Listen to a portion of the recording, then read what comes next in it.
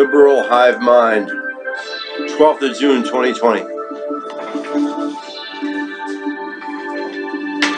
Hey guys, welcome to the Liberal Hive Mind, a channel solely focused on exposing the abundant hypocrisy of the left. And what can I say? What can I say? We tried to warn you. What's going on right now? These riots that are happening across the US are not about George Floyd. I mean, most of them probably are, but there is clearly a hidden agenda that has hijacked the protests themselves. And we said it, it's a takeover or an insurrection of government led by Antifa. And it's not just speculation anymore. It's literally happening right now in Seattle. City Hall and 7 blocks of the city have been taken over and declared an autonomous zone. Seattle Autonomous Zone. There is a literal armed insurrection of the country and an attempted revolution or overthrow of at least the local government in Seattle. We tried to warn you leftists that this is what you were supporting. This is the side that you are on. And what were we called? We were called conspiracy theorists, like we always are. Turns out, once again, we were right, but that is really nothing new. It seems as though at every single turn, our predictions seem to be accurate. A great example, failed impeachment and the Mueller probe. We tried to warn you guys, but you kept pushing at it,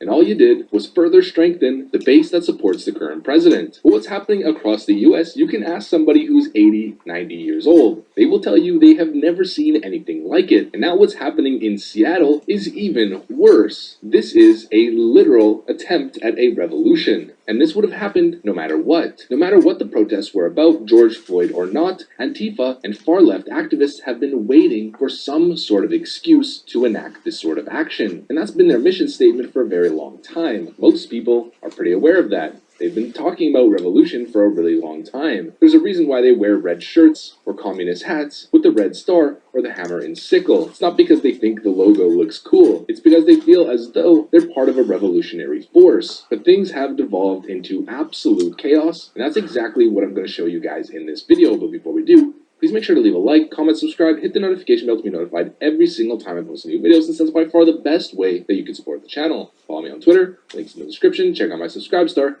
Link is also in the description. And with that out of the way, let's roll the tape. Alright, so it all started with what was thought to be a peaceful protest. Protesters took over Capitol Hill in Seattle, and it very quickly devolved from that to a takeover of 7 blocks. Check out this picture right here. The tweet says, Capitol Hill Autonomous Zone in Seattle, 6 blocks retaken, it's now 7. Back for the people. You are now leaving the USA is what it says here. So you are now leaving the USA when you enter. Long live the revolution. And they are naming it the People's Republic of Capitol Hill. Now I think for the most part, just like we saw...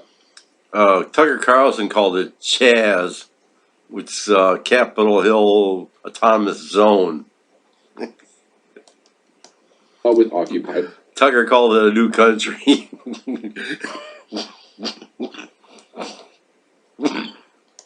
Wall Street, this isn't really going to last. I think the governor's office, the mayor, and the ride for a little bit, just like they did with Occupy Wall Street. But once it gets to a point where it's clearly out of control, they're going to step in. So there's no way that this is an organized event to actually do anything significant or accomplish the goals that they really want to accomplish. But it just goes to show how it all started off as a protest and very quickly devolved into an anarchy-style takeover of government. Like we keep saying, an insurrection. And let me show you guys what some of these people are saying, just to show you how disconnected some of these people are from reality. This is an anecdote from somebody within their quote-unquote People's Republic of Capitol Hill. It says, just autonomous zone things. A homeless man was having a mental health crisis. He started knocking down the plastic barrier of the zone, getting angry with people, used a really bad word that he should never have used, and then started running behind the pop-ups. People stepped in. Originally, a man had pinned him up to the wall. A few others stepped in, and they used their words to calm him down. I walked to medical and asked if a social worker or anyone who has mental health training and feels safe handling this. It got handled by civilians. Wow, bravo, you calmed some guy down. At one point, a woman actually yelled, call the police. Ironic enough, isn't it? As he was running through the pop-ups, at which point, cries for de-escalation came from the crowd. After it was de-escalated, I made a point to loudly say, thank you leaders for your powers to de-escalate. We got this. We don't need the police. Also, every other homeless man I saw in the zone had a hot plate of food or a cup of coffee in their hand. This area is treating the homeless population better than the city can. This is a utopia. And really, for the most part, I don't feel like I have to say too much about it. I think the irony is built within. Once again, just like we saw with Occupy Wall Street all those years ago, it starts off as this very fluffy, happy place where hippies and homeless people are all gathering along, and it very quickly dissolves into absolute chaos, and people start getting hungry, people start getting at each other's necks. And that's a big reason why Occupy Wall Street ended. It's not that simple. Just because you calmed some homeless guy and another homeless guy got coffee doesn't mean you've achieved your communist utopia. I think that's a little bit of a stretch. And the funniest part about this is what these people are so naive to understand is a force is eventually going to take over. This anarchy that you believe is so peaceful will very quickly devolve into authoritarianism, just like it does in jail, and just like it does in pretty much every other country that's tried this sort of thing in the history of mankind. Eventually, it's going to get dog eat dog, and the bigger dog is going to win. And it seems as though 2 days in, it already has. Apparently, Seattle Autonomous Zone now has a warlord. Seriously, you cannot make this stuff up. If Stephen King and M. Night Shyamalan grouped together to write a story, they would never be able to come up with this. Check out this tweet right here. Seattle Autonomous Zone now has a warlord. It's been 2 days. Apparently, there's this guy called Raz Simone, and him and his crew have declared themselves the leaders of the autonomous zone. And then you have another anecdote over here. Raz's crew is self-appointed, heavily armed, has indicated their intentions to police in the area, and has engaged in the use of force. I am unaware of a rival street force of their stature expressing the desire to hold authority in the area. The power vacuum has apparently already been filled. And this is what Antifa doesn't seem to understand. Most of them are just frail college students who have never seen any struggle in their entire life. And if they start enacting the goals that they want to enact, they are going to be at the bottom of the food chain real quick. Then someone wrote here, I'm guessing he made himself in control since he has guns. Isn't that the revelation of the week? And then someone else commented, I only knew him from 3 years ago when he gave all of my staff his mixtape when he came into our work. So apparently there's an actual warlord who's already taken over the People's Republic of Capitol Hill, and of course by violent means. And that one Reddit user said it best, the power vacuum has already been filled, and that's exactly what it is. This is just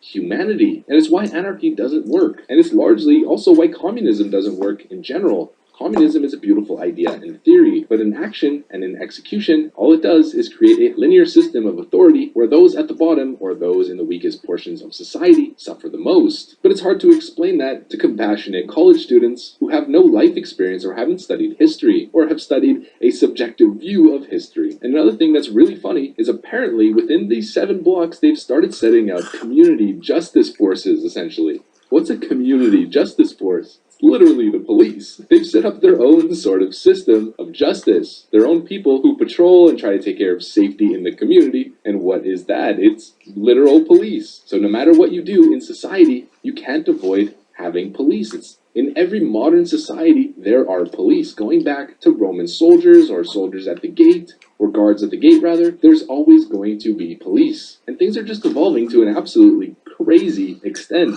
There's no way, if at the start of the protests or after what happened to George Floyd on the streets, that anybody could have predicted this. I mean, I definitely didn't see things being taken this far. And the police are really starting to get sick of it. They're the ones who are being painted with a broad stroke as evildoers or the bad people. They're seemingly public enemy number 1 in these days, and they are absolutely sick of it. I covered a story a couple days ago with the police union that dropped its support for Joe Biden in Delaware, and police officers and departments have had it. They don't want to be the scapegoat because of one bad actor. Check out this tweet from San Francisco POA. Hey Mooney, lose our number next time you need officers for fare evasion enforcement or removing problem passengers from your buses and trains. Shouldn't be an SFPD officer's job anyway. SFPD chief should stop using us for that. And there's also this article here that I found called America, We Are Leaving. It's on lawofficer.com. So lawofficer.com, America, We Are Leaving. I'm not going to go through the whole thing, but you guys should have a read for yourself. It's a very heartfelt plea from a police officer whose entire family lineage wore a blue uniform. And I urge you guys to go check it out just to see how they're being affected psychologically from this perspective. And this is something that the Dems won't be able to run away from come November 3rd. For the election in 2020, this will be used against them over and over again, letting things run rampant in their streets, not defending law and order in their rhetoric, and bending over to far left radicals instead instead of the average American. No matter how much Joe Biden comes out saying he's not for the defund the police movement, unfortunately or fortunately, it is now attached to you, your voters, and specifically your political party. So good luck trying to run away from that. Of course, I'm sure you guys are aware of what's going on in Seattle, but obviously this is something that I had to talk about. And the fact that they already have a warlord after 2 days who by force has declared himself king and is ruling by brute force, I mean, it doesn't get any more ironic than that. But that's pretty much the video that I got for you guys today. Like usual, if you enjoyed it, then please make sure to leave a like, comment, subscribe, hit the notification bell to be notified every single time I post new videos. This is by far the best thing that you can do to support the channel. Follow me on Twitter, links in the description. Check out my subscribe star, link is also in the description. Now it's time for me to get back to cooking up some more content for you guys. I want to thank you for watching, and I'll see you on the next one.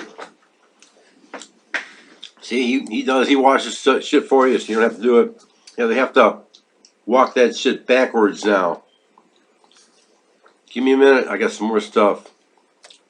See, what you don't know, while this crazy shit's happening, which is completely insane, meanwhile, all this shit that you don't even know about, that maybe all this shit is actually intended to conceal. Now, just give me a minute here. You're not going to believe this. Same outlet, same day.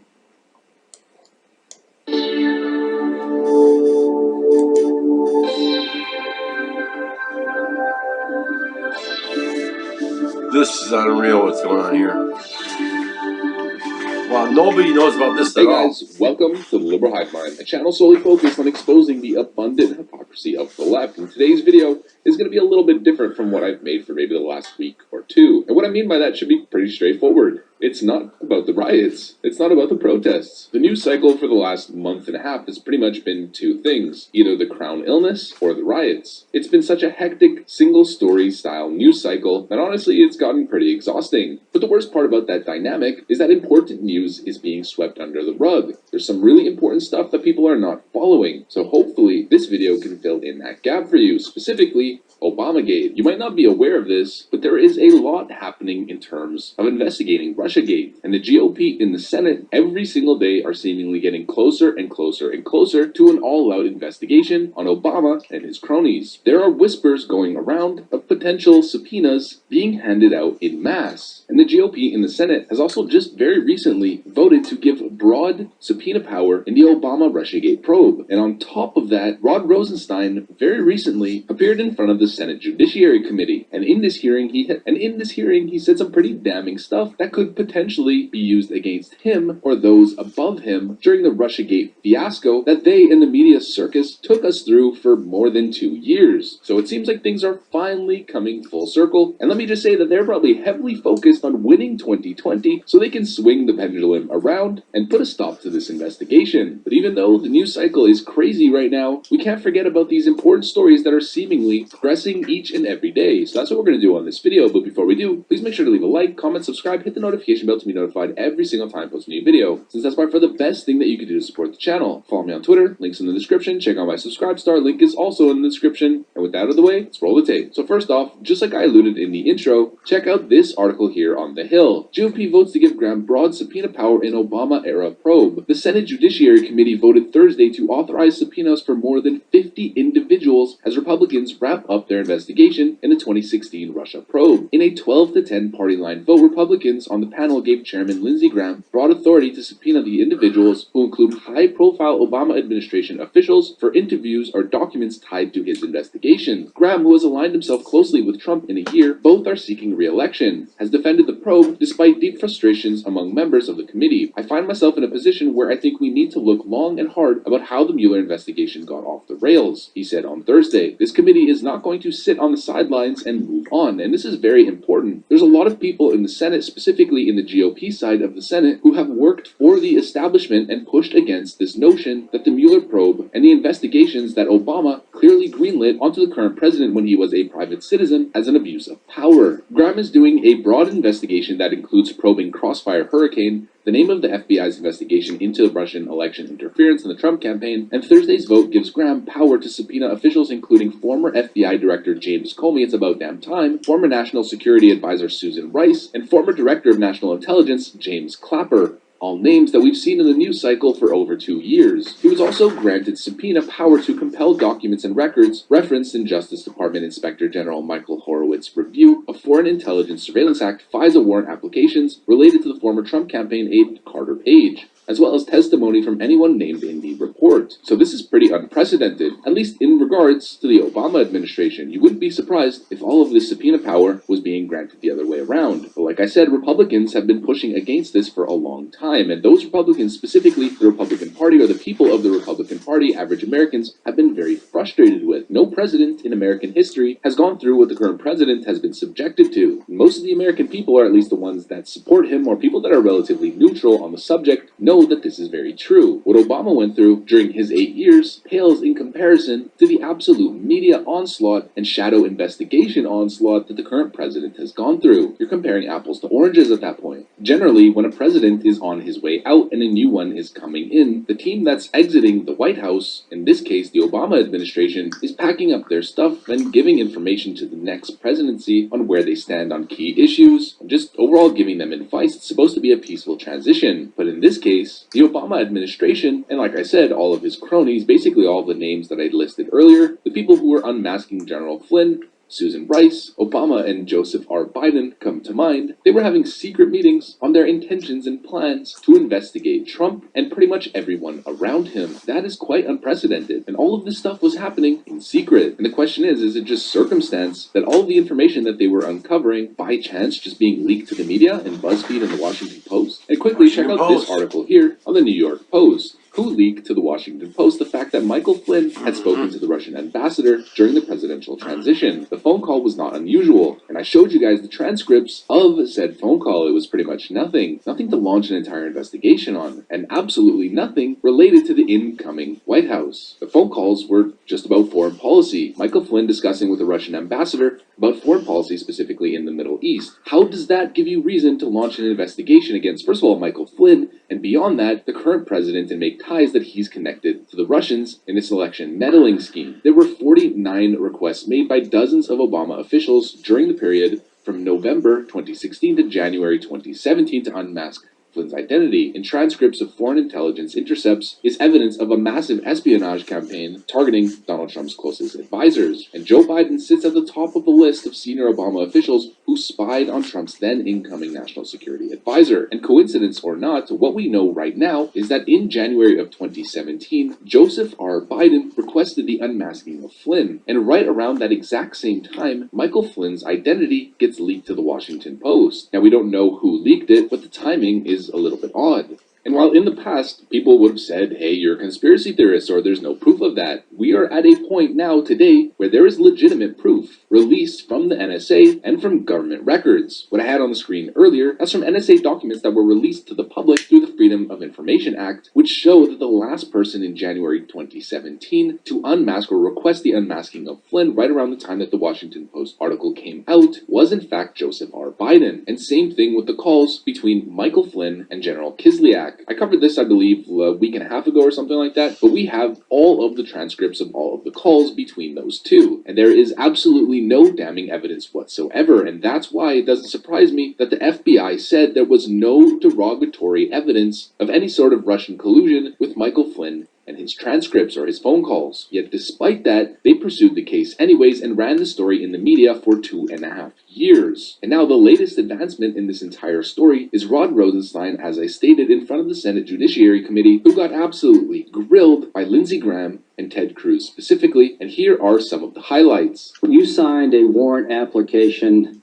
in June of, I think, 2017 to get the Carter Page warrant renewed, is that correct? Yes. Okay. Have you looked at the Horowitz report? Yes, I have. I have it with me, Senator. If you knew then what you know now, would you have signed the warrant application? No, I would not. I'm saying, was there a legitimate reason to believe that any of the people named in this letter were actively working with the Russians in August 2017? In August 2017, That's when you signed the memo. my understanding, Senator, was that there was. What is it? What was it? Based in now again, Senator, the investigation is concluded, and these people were not conspiring with the Russians. The information available at the time Well, included. why do we have the Mueller investigation at all if we had concluded they weren't working with the Russians? Okay. Well, was there a crime being looked at or This not? particular case, yes. What was the crime? The original crime, underlying crime, was the Russian influence operation. Okay, can you tell us what evidence existed that General Flynn was colluding with the Russians in May of 2017? I don't, the evidence against General Flynn, first of all, Senator. What evidence existed that General Flynn was colluding with the Russians in 2017, May of 2017? I can't comment about that case, Senator, beyond what's in the Did you know that in January the 4th, 2017, the FBI field office said, we recommend that General Flynn be removed from Crossfire Hurricane? No, I did not. Okay. Would that have mattered if you had known that? Yes. Okay. Did you know that they had recordings of Mr. Papadopoulos somewhere overseas saying, no, I never worked with the Russians? Worse to the effect that if the campaign did, that would be treason. Did you know that existed? No, I did not. The people named in it, there's zero evidence they were working with the Russians. Zero. And this went on for 2 years. $25 million, and people had their lives turned upside down. That General Flynn, in January the 4th, 2017, the FBI agents who'd been looking at him said they recommended he be dropped, and our good old buddy Strzok said, no, the 7th floor wants to look at him. If you'd known that, would you have asked more questions? Yes. Okay. Yep, some pretty damning stuff. And what's crazy about this is it's been overshadowed, completely overshadowed. No one's really talking about it. But if the riots and all this crazy stuff wasn't going on in the mainstream news cycle, then this would be top priority news. At least from our perspective. I'm sure MSNBC and CNN would completely ignore it and pretend like it never happened. But this is huge. For 2.5 years, people have been lambasting the president and everyone around him as being Russian agents. That the president was a Manchurian candidate. Turns out the president was right, and it was a massive witch hunt. Another crazy thing that's going on that nobody's talking about is a federal court recently summoned Hillary Clinton for questions on her emails, and she keeps refusing over and over again to show up. But eventually, she's gonna have to show up. Once again, no one's hearing about the fact that Hillary is potentially back in court for her email scandal. But that's another story for another time. The point is here that the Obama administration was potentially engaged in a clear abuse of power and unwarranted investigation into many private citizens. Why? To unseat a duly elected president. And that's why Obama's legacy is not as scandal-free as he might want you to think. And investigations, the true investigations, have just started considering the subpoena power which has been handed to Lindsey Graham. So that's pretty much the video that I got for you guys today. Like usual, if you enjoyed it, then please make sure to leave a like, comment, subscribe, hit the notification bell to be notified every single time. Fucking incredible news, isn't it? I mean, just incredible. The entire Russiagate was a lie. Everything you heard about Russia was not only a lie, they knew it was a lie. They did it themselves. They knew they did it themselves. Obama, Biden, they all did it. They were all, Clinton. And when Trump said it's a witch hunt, it really was a witch hunt. And they're just finding this out right now. Does anybody know this? No, because it's not in any news at all. It isn't even like Tucker Carlson because it's gotten so low in the stack of priorities. It's just been shuffled under your field of view. And this guy is great. He's awesome for spending the time to look into this. Now I've been wondering, where's the Republicans? How come they're not defending us? You know? Well, maybe. And I was also wondering, where's Adam Schiff and all those guys? They've been out of our field of view, right? Well, maybe the Republicans aren't defending us as we would like them to be defending us, and maybe the Democrats have been completely out of our view. I've been saying this. Where's Adam Schiff? Where are these guys? Where's Maxine Waters? Maybe because right now these guys are embroiled in a battle right now for the freedom of the country. For as far as the previous administration, they know they're guilty, and that's why these guys do all this shit. They're trying to protect their turf. Okay? All right? It's 12th of June, 2020. Marty Waller from Livonia, Michigan.